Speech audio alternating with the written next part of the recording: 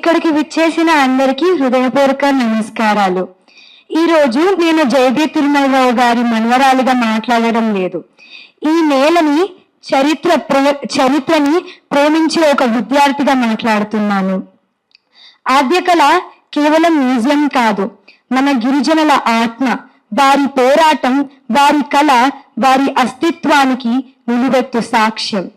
ఈ కళాఖండాలు నశిస్తే కేవలం వస్తువులు పోవు, మన మూలాలు, మన గుర్తింపు, మన చరిత్రలోని ఒక అధ్యాయం శాశ్వతంగా కనుమరుగవుతుంది.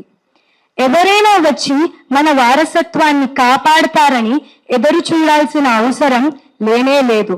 మార్పు మన చేతుల్లోనే ఉంది.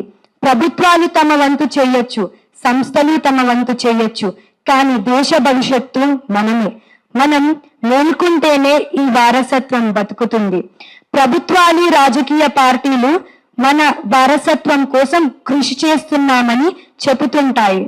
ఆ ప్రయత్నాలను నేను పూర్తిగా తిరస్కరించడం లేదు, కానీ మాట్లాడడం కంటే చేతల్లో కనిపించే మార్పే చరిత్రను కాపాడుతుంది.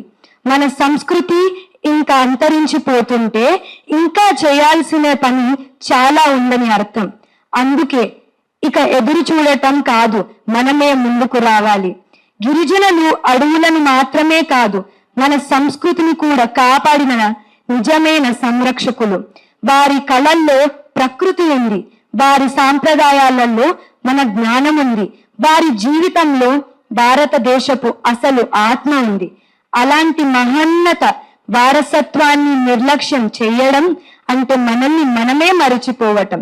కాబట్టి ఈ రోజు నుంచే ఒక మాట అనుకుందాం, గిరిజనుల కళలను కాపాడుదాం, ఆద్య కళను అభివృద్ధి చేద్దాం, మన చరిత్రను, భావితరాలను గర్వంగా అందిద్దాం.